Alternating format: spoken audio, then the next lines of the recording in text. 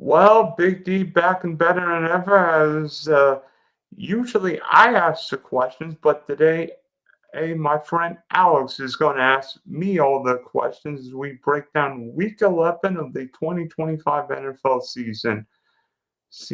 By the way, check me out. It's Monkey Spectrum Sports YouTube page, Big D Cast, Driving to the Top Productions. I'm all over the place. Join me, the biggest Travian Henderson fan. Well, maybe not in a fantasy league after what he did last night. Alex. Thank you, Dylan. Always glad to be back as always, and can't wait to talk some Week 11 football with you. Yeah, if only Travian Henderson would have done that on somebody's bench instead of in somebody's lineup last night. Yeah, I'm definitely behind the eight ball in our fantasy league this week, and I need a big Sunday to make up for. Typically Thursday night players I'm not too concerned about because those games are typically on the ugly side. But when you get one player scoring three touchdowns, getting a hat trick, if you will, it's going to be tough to come back from. But you never know. You never know. Yeah, maybe Bo Nix will actually play like Bo Nix against the Chiefs.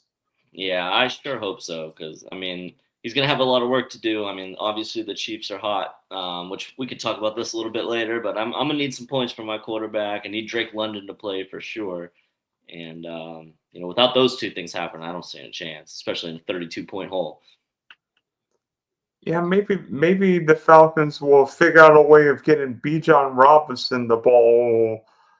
Maybe figure out a way of losing a game. I mean, the Falcons cost me more money than just about any team in the league. Right. But all right, Dylan, let's get into it. We're gonna kind of run through each game of the Week 11 slate. I'm gonna ask you a question about it and just kind of get your take. And we're gonna start with speaking of Travion Henderson. We're gonna start with our Thursday night AFC East matchup between the New England Patriots and the New York Jets. Obviously, we know the Patriots came out 27-14 on that and in that one. But leading up to it, my main question for you, it's going to be a little bit less about the game itself and more about the winning team, the New England Patriots. Obviously, sitting at 8-2, I don't think a whole lot of people expected the New Nine England and two. Patriots 9-2 now. Yeah, you're right.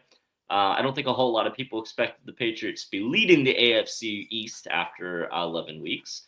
But the main question I have for you, Dylan, is obviously we see the Patriots as one of the top teams in the AFC at the moment.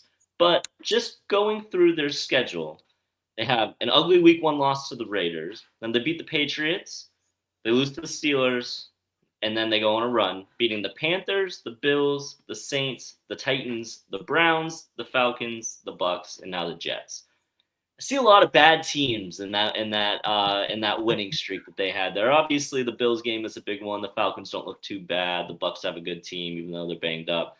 But I want to know: do you think the New England Patriots are contenders for a Super Bowl, or do you think they might just be a benefit of a pretty soft strength of schedule and a little bit more on the pretender side of things? I can't believe I'm saying this, but the New England Patriots are contenders. And it's not just based on New England, it's based on what I am seeing or not seeing from the main contenders. I mean, the Ravens seemingly are getting better, but I still don't know what to expect from the Ravens. But Buffalo and Kansas City have disappointed me. Chiefs can't win one score games.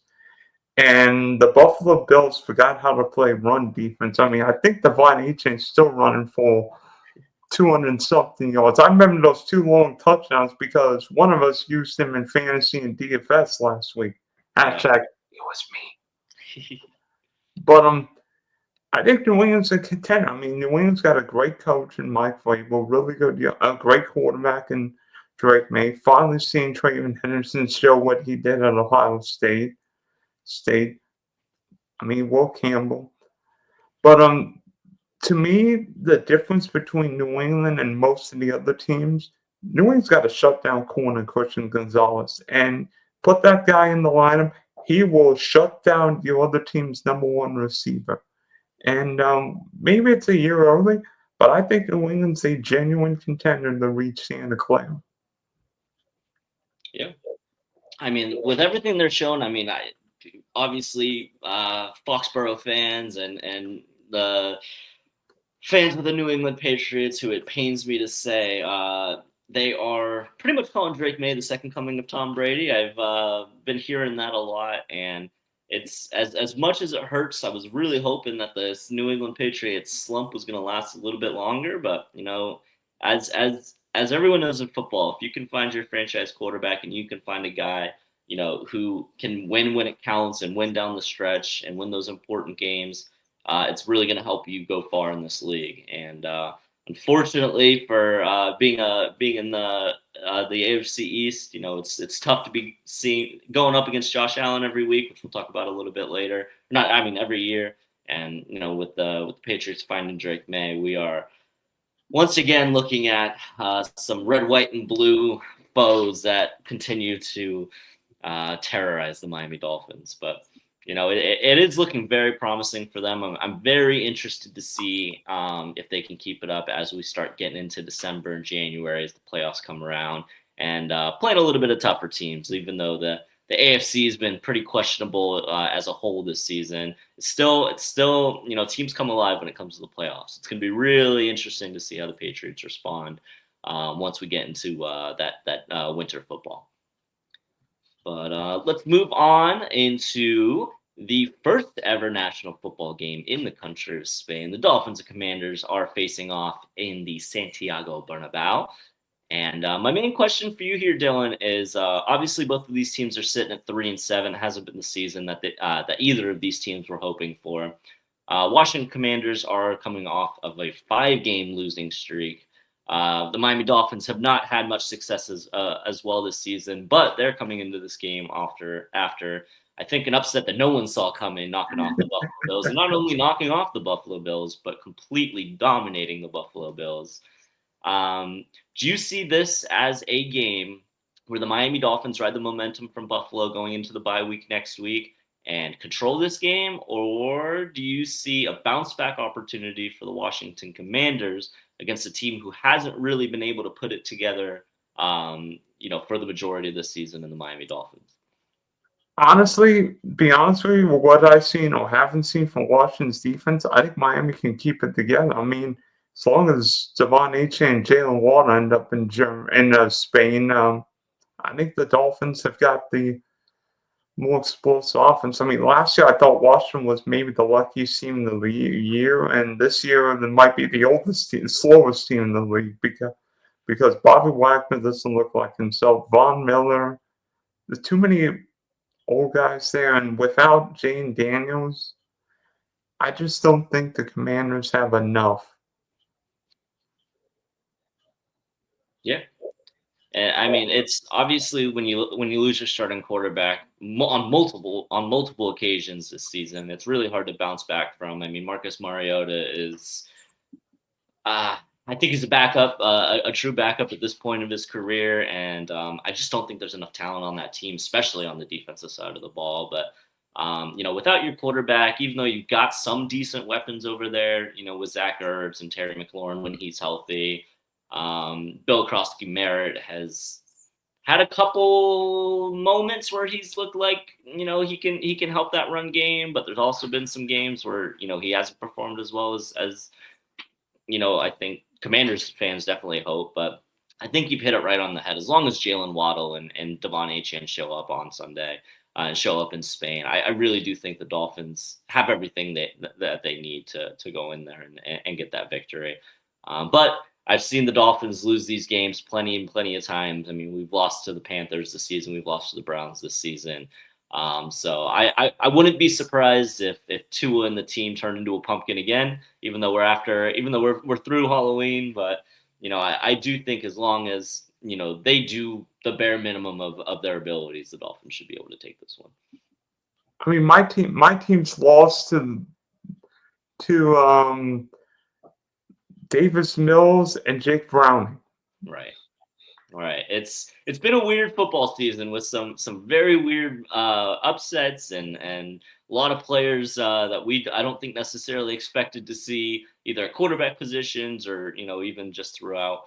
But it should be an interesting one, and I don't even know if I'm rooting for the Dolphins to keep winning at this point. But yeah. So let's move on to Next game on the slate, another in-division game. The Cincinnati Bengals and the Pittsburgh Steelers are matching up in Pittsburgh. Um, definitely some injury concerns on for both of these teams. The Bengals have been ravished by injuries this season, again at the quarterback position. Do the Pittsburgh Steelers? Obviously, they're sitting at 5-4. That division is wide open. Can they continue their run in an in division game and try and grab the horn of this division? I don't. I have no idea what to think for this game because Steelers laid a big fat egg in LA last week. Aaron Rodgers looked like he was 142 years old, and frankly, the Steeler offense is hit or miss whether on the running game. I mean, I think this is a good spot for Jalen Warren, but the Steeler defense. If T.J. Watt isn't harassing the other team's quarterback, that team's got no speed. And if Flacco's upright, we saw what he did in that Thursday night game. We put up a whole bunch of yards. Jamal Chase, T. Higgins, Chase Brown. I think this is a spot where the Bengals could maybe make a run and save their season until, knock on wood, Joe Burrow comes back. Yeah. I mean, they just opened the practice window for him. I think he was limited throwing, not against any pressure or anything, but it does seem like he's kind of creeping towards, the return. As long as I know Joe Flacco's questionable coming into this game, I think they're expecting him to play. But we got another battle of the old men between Flacco and Rodgers if that ends up happening. So should be interesting to see if the Bengals can pull one out and maybe at least put themselves in a decent spot for when Joe Burrow comes back. But moving on, we've got a team you're very familiar with, a team you know and love, your Jacksonville Jaguars, who are coming off of a brutal, heartbreaking loss against the Texans last week. Playing at home against the LA Chargers. Both teams, again, dealing with some injuries. It seems to be a common theme at this point. I think half of the Chargers receiving core is questionable going into this game. But the Jacksonville defense has been very, very strong this season. Do you think that Jacksonville Jaguars defense has what it takes to stop the likes, if they play, of Justin Herbert, Ladd McConkey, Quentin Johnston, Keenan Allen, and Kamani Vidal? I don't know. From the last 2 weeks, we couldn't stop Geno Smith or Davis Mills, and frankly, I'm beginning to wonder if the Jags' early start was due to winning all these close games because I think we got lucky in week 9 being the Raiders, maybe a little unlucky. One or two things going to happen: either Jaguars going to get their you know what together, or the Chargers. How the Chargers are playing without both tackles and both running backs is crazy. I mean, Harbaugh's not going to win Coach of the Year, but Jim Harbaugh should be in the running. Yeah. Yeah, you make a really good point. I mean, again, we can't stop talking about injuries, but in week 11 in the National Football League, it's definitely going to be one of the biggest points of conversation. And he's done a fantastic job with very limited resources. Obviously, having some superstars on both sides of the football helps. But you still got to win those football games, and it makes it even harder when you're doing it especially without the big boys up front. So I agree. Props to John Harbaugh, or props to Harbaugh for keep things together through an injury crisis. And I do think you guys have a lot of work to do to keep this one, but it could be a good bounce back opportunity. So we'll see. But moving on, sorry. Hopefully, Trevor gets his you know what together. Yeah, it's been an interesting career, that Trevor Lawrence. I don't think it's necessarily gone as well as many Jaguars fans were hoping, but although he's got maybe not fond memories, but crazy memories of that playoff game a few years ago in Duval. That's true. Speaking of crazy comebacks, that was definitely one for the books, that's for sure. You're just on the wrong side of it last week. Speaking of being on the wrong side of things last week, a team we talked about at the top of the show, the Buffalo Bills have a very intriguing matchup this week against the Tampa Bay Buccaneers. Obviously, you've got to think that losing to Miami is going to light a fire under Buffalo. Tampa Bay has looked really solid throughout this season as well. I think this is going to be one of the games of the week. What do you see coming out of this game? Can Tampa Bay resist a very fired up Buffalo Bills team coming in, or actually at home in Buffalo? What for lunch? Hold up, give me 20 minutes. What? Give me 20 minutes. Okay. To be honest, this is a game that Buffalo should win by 20, but then again, I thought Buffalo would win by a lot last week. I think this week we're going to find out whether or not Sean McDermott is coaching the Bills next year. Because, honestly, last week's performance against Miami was the worst in the Bills' performance in the Josh Allen era. And honestly, if the Bills don't make the Super Bowl this year, heck, even if they make the Super Bowl, I honestly think Sean McDermott's days of coaching the Bills are numbered. And with Tampa and the Bucks, maybe Tampa's starting to get healthy. Bucky Irvin, Chris Godwin practicing, Mike Evans could be back in a few weeks. And Baker's good enough as a quarterback he'll always steal one of these games against the team, whether it be this week, whether it be next week in LA, maybe it'll be sometime down the line.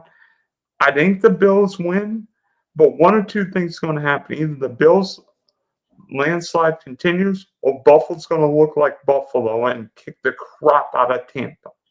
Yeah, I think we all know that the Bills have what it takes to kick the crap out of pretty much anyone in this league. It's just a matter of if they show up or not. I think the key for Tampa this week is if Rachaad White, obviously I don't think Bucky's quite back yet to be able to play on Sunday, but if Rachaad White can be effective against a very poor Buffalo Bills rush defense, and you keep this game close and you keep Josh Allen off the field, I think Baker Mayfield in a close game at the end of the game, there's not many quarterbacks in the league that you want over him. He just seems to make it happen in close games and at the end of a game. So if Rachaad White can keep things moving on the ground, keep the Bills off the field, I think Tampa has a chance. But again, if Josh Allen and the Bills show up, it's going to be tough to beat them.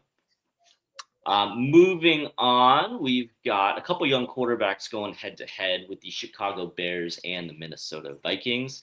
Obviously, I think J.J. McCarthy has not necessarily found his rhythm, even with having a guy like Justin Jefferson and Caleb Williams, especially in the last couple of weeks, has really been starting to figure it out. Has had a couple good games, meanwhile, albeit against the Bengals and the Giants. But do you think Caleb Williams and the Bears can keep things moving against a kind of stuttering offense in the Minnesota Vikings? Thinking back to week 1, we saw the Bears start off great and then not look great in the second half, and Minnesota started off poor, and J.J. McCarthy finally got one of those J.J. McCarthy quarters. I think part of J.J. McCarthy's problem is that he played under a really good coach in Jim Harbaugh in Michigan. Now he's got a great NFL coach in Kevin O'Connell. And Minnesota's not short of weapons. I mean, I think Justin Jefferson, yes, the other JJ, has voiced his frustration. I mean, Minnesota's got a top 3 or 4 offense in the league, but an underwhelming quarterback. Mm-hmm. Yeah, and I mean, quarterback is the key. I mean, we know you can't go anywhere in this National Football League without a quarterback, and it's. I was kind of expecting J.J. McCarthy to step it up a little bit better. I know the Vikings fans sure were after moving on from Sam Darnold. So, it's going to be that week 1 game was such an interesting. I mean, it completely switched after 3 quarters. So we'll see what the second matchup has to bring. Well, let's move into a game that should be, I think, one of the least exciting games on the slate. To be honest with you, the Houston Texans, who are coming off of a bounce back game, as we mentioned, against the Jacksonville Jaguars last week, going into Tennessee and facing, I'm just going to say, the putrid 1-8 Tennessee Titans. In my opinion, I'm not watching this game. I will not be tuned into this game on Sunday. But what can you pull out of this AFC South matchup? Uh, be honest We're with just you. skip over this one, Dylan. The only thing I care about this game. Well, actually, I have Houston's defense, but realistically, can Nico can Collins. Cam Ward coming off a bye week look anything like the same Cam Ward we saw in Miami? Because Tennessee's got probably the worst offense in the league, one of the worst offenses in the league. Yeah, I mean, the Houston Texans, I mean, CJ Stroud obviously being hurt, even when he was playing, they weren't doing very much on the offensive side of the ball. Nico Collins is really the only sort of life, along with, I guess you could say, winning marks for that team. Obviously, the strength of that team is on the defensive side of the ball. I don't think the Titans have anywhere near enough firepower to be able to overcome that Texans defense. And the few weapons that the Texans offense do have. I mean, Nico Collins is better than anyone on the offensive side of the ball for the Titans alone. So for me, it seems like the Texans should be able to keep it rolling here. But again, not a game I'm going to be watching for sure. But we'll stay in the South, but we'll switch over to the NFC South side of things. The Atlanta Falcons are sitting at 3-6, hosting the 5-5 Carolina Panthers.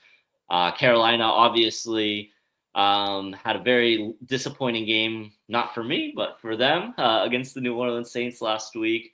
But have still been a team that I think has been a little bit has been playing better than some people thought. The Atlanta Falcons, even with Bijan Robinson and Tyler Algier, who seem to be in a committee for some reason, even though Bijan Robinson is one of the best running backs in the league, I think are disappointed to be at 3-6. What do you see out of this game with two teams who one's maybe a little overperforming, maybe one's a little underperforming? What do you see out of this game? Atlanta, simple. Bijan Robinson's a top 3 running back in the league. Get him the ball. Yeah. Get him the ball. Let's see. What did the Lions do with Jahmyr Gibbs last week? They gave him the ball. What did the Dolphins do with Devon Achane last week? Gave him the ball. Enough with. I know Tyler Algier is a really good running back, but Bijan Robinson's an otherworldly back, and yet Bijan Robinson's not getting the touchdowns. Enough of this. Your first round pick's going to Los Angeles anyway. You're 3-6. If you lose this game, your head coach and offensive coordinator could be gone at the end of the year. In fact, probably will be gone at the end of the year, but that's. And meanwhile, for Carolina, Bryce Young's fighting for his career because, I mean, last week was ugly against the Saints. Maybe. And frankly, I'm not sure I care about this game. I mean, this might be Bijan against Rico Dowdle for all we know. And that's actually something I was just about to bring up. I mean, if you would have asked me at the beginning of this, if you would have told me at the beginning of the season that at week 11 Rico Dowdle has more rushing yards than Bijan Robinson, I would have been asking for what drugs you're on, because it's been a crazy year for Rico Dowdle. Obviously, going into the season, I think everyone assumed Chuba Hubbard was going to be the guy running the rock, and he gets hurt, and that's just a matter of the scariness and the short term. It's the NFL stands for not for long, and Chuba Hubbard, as great as he has been for the Panthers over the last couple seasons, he goes hurt. Rico Dowdle sees his opportunity and has been just absolutely taking it by storm. So again, two running backs I'm excited to see this weekend going up against each other, but the two teams as a whole, not so much.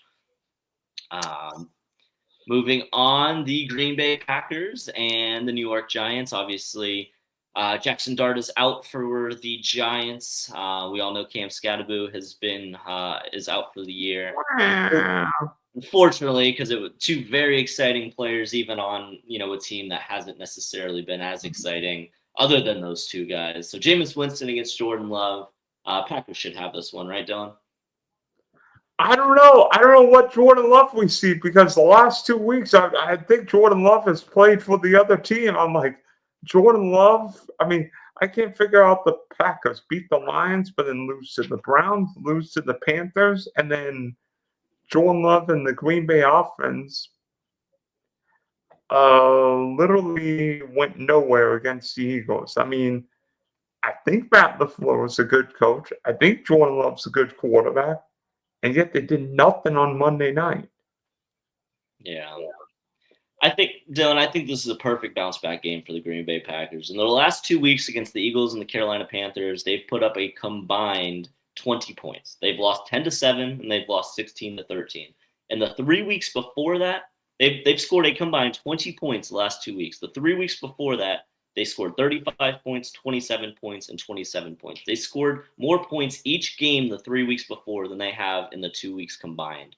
I think this is a perfect bounce back game against the Giants. I think obviously, it hurts for them having Tucker Kraft out, but there's enough weapons on that team. Romeo Doubs, Josh Jacobs. Give Josh Jacobs the ball and let him eat against these New York Giants. And I don't think the Packers. I think we'll see a brand new Jordan Love, and I really do see this as a perfect bounce back opportunity for Green Bay. By the way, I'll say this: Jameis went. You know this better than you and I know this better than most because Jameis actually helped you win the Guillotine League last year? Something like I think it was it might have been our.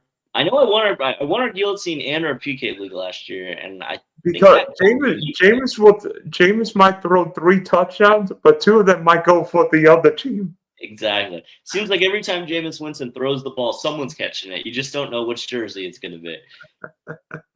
It might be. It might be about 400 yards, 4 touchdowns, 2 pick sixes. Yeah, absolutely. Hey, it's always fun watching Jameis Winston. I'll tell you what, I'd rather watch Jameis Winston and Josh Jacobs play than any of the couple games we've talked about before. So it's always entertaining. I'd rather watch Jameis than Russell Wilson play at this point. Absolutely. But speaking of Russell Wilson, we'll move on to his former team, where he was a lot more fun to watch at. I think one of the games I'm most looking forward to this week: Seattle Seahawks and the LA Rams, 2 of the best receivers in the game, going up against each other with JSN and Puka Nacua. This has got to be one of the games of the week. I mean, obviously there's everything to be excited about, but what stands out to you the most in this matchup?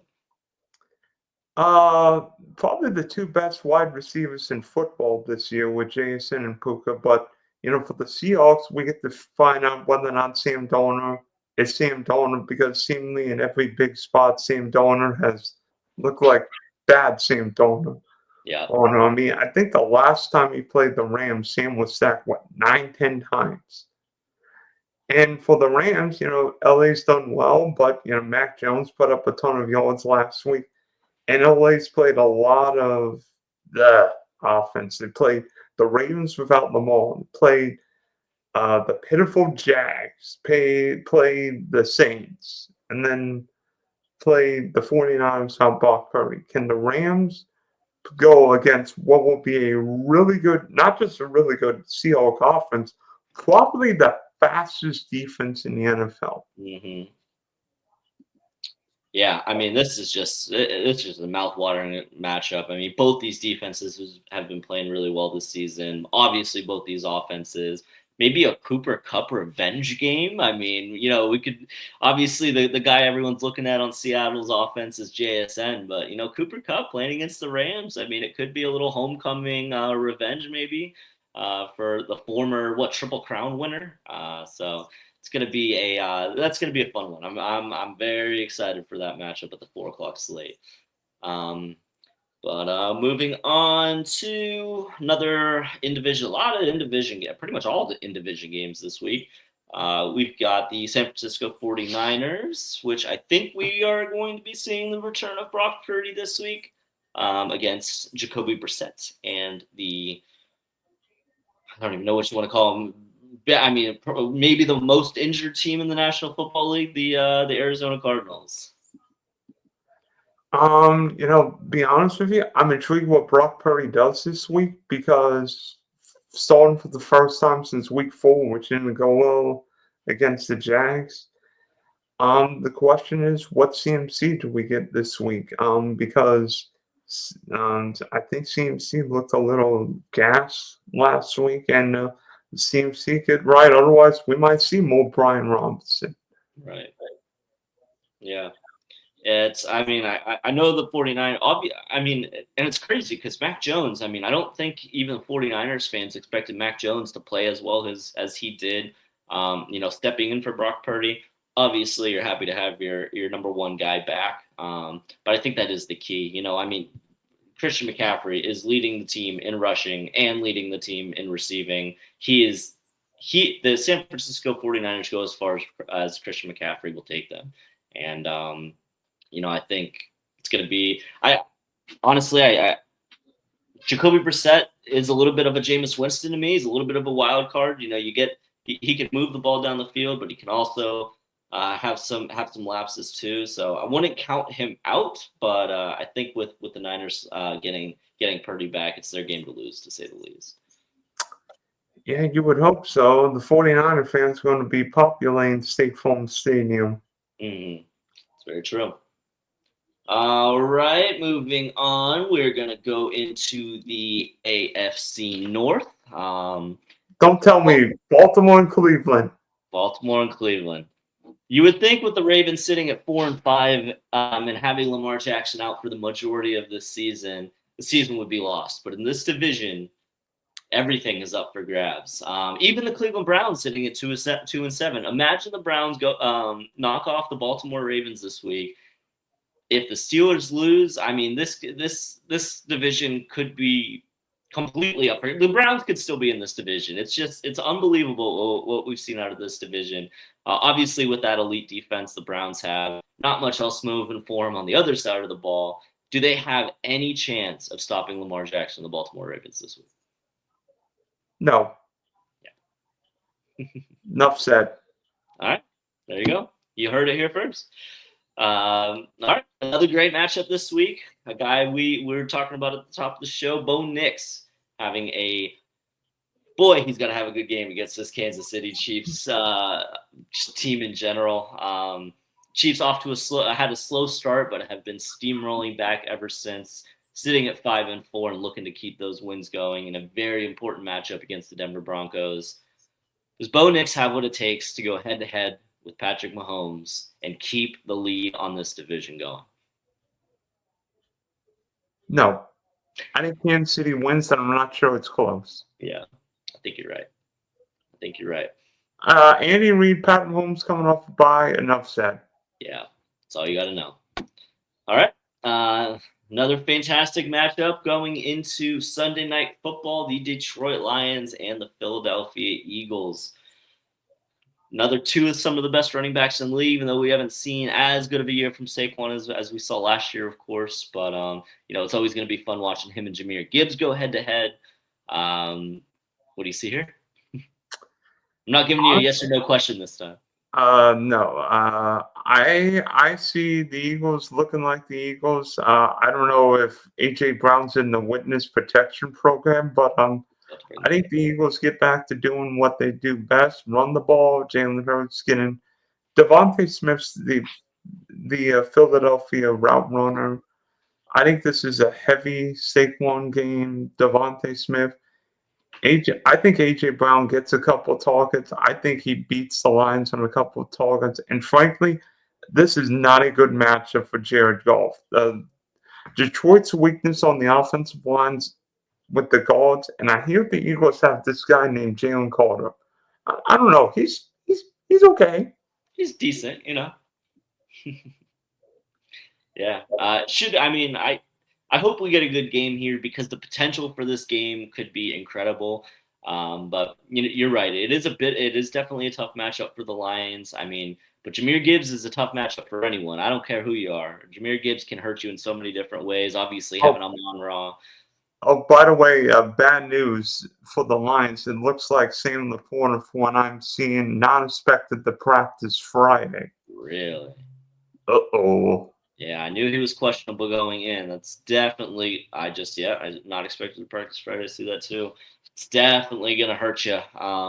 even though the linebackers for the Eagles are so fast. I mean, they are they're a menace defense to go up to from the tight end position. I think we're going to see a lot of looks at Amon-Ra St. Brown as that first target, first option in the route tree. But definitely going to be a fun one. I think you're right. I think we got to lean Eagles here just because of the matchup, but it should be fun. And looks like we've got one more game on our slate here. I don't think there's a whole lot to say about this one. Is the firepower that the Dallas Cowboys have even as disappointing of a season as they've been having too much for the Las Vegas Raiders this week? Yeah, I mean, Dallas coming off a bye, which I honestly, which Seattle and LA won Monday night, but that's either near there. I think Dallas coming off a bye. The biggest questions to me is what's up with Geno Smith? I mean, is Geno Smith starting his last few games in the NFL? At least as the starting quarterback, I think so. I mean, he had that kind of resurgence in Seattle, and Vegas took a chance on him, and it has not come to pay fruition, to say the least, for the Vegas Raiders. Even with Ashton Genty, they just cannot seem to really be making anything happen. I mean, they only scored 7 in that ugly game, 7 points against the Broncos. They got shut out by the Chiefs a couple weeks ago. Obviously, they bounced back against the Jaguars, even though they couldn't pull it out. But there's a lot of work to do on that Vegas offense, and Geno Smith has to step up for them to have any shot of winning any football games this season. Yeah, and unfortunately, I love Brock Bowers, but for having one of the best tight ends in football, he got 3 targets against the Broncos. He needs 5 times that on Monday night. Yeah, absolutely.